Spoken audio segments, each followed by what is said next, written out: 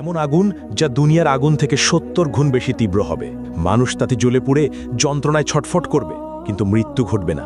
সেখানে এমন ভয়ঙ্কর ঠান্ডা থাকবে যে মানুষ বরফের মতো জমে যাবে। সেখানে খাবার হিসেবে দেওয়া হবে কাঁটাযুক্ত বিষাক্ত জাক্কুম ফল, যা খেয়ে মানুষ যন্ত্রণায় ছটফট করবে। গ্লাস দিয়ে তাদেরকে পান করানো হবে ফুটন্ত পানি, দুর্গন্ধযুক্ত রক্ত ও পুজ। হ্যাঁ বন্ধু, এটা সেই ভয়াবহ জাহান্নাম যা প্রতিটি অপরাধীকে ফেস করতে হবে।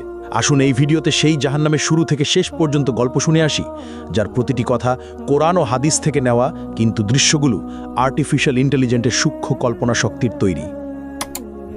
ইসরাফিল আলাইহিসসালাম প্রথমবারের মতো একটা দীর্ঘ গভীর শ্বাস নিলেন।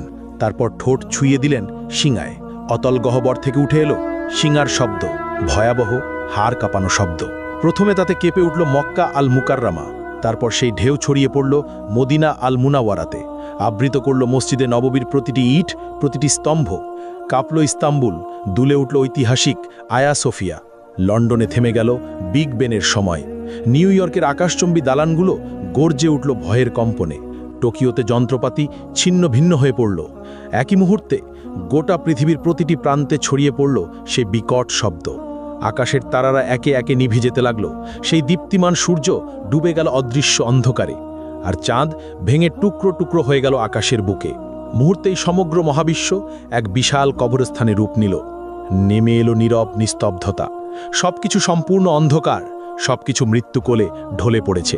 সবকিছু আচ্ছাদিত হয়ে গেল, শুধু আল্লাহ অবশিষ্ট রইলেন।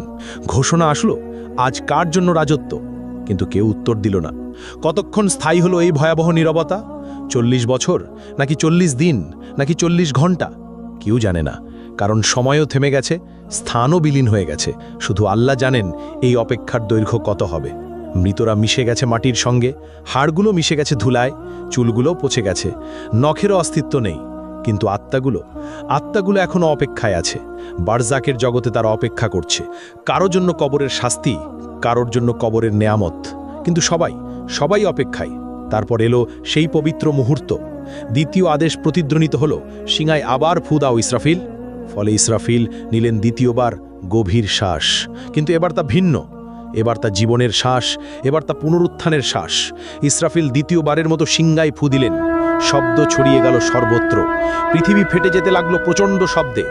এক এক করে কবরগুলো খুলে গেল। ভেতর থেকে উঠল হাত, তারপর বাহু, তারপর মাথা। হাড়গুলো এক একে জোড়া লাগলো। মাংস জুড়ে গেল হাড়ের সঙ্গে, চুল গজিয়ে উঠল মাথায়।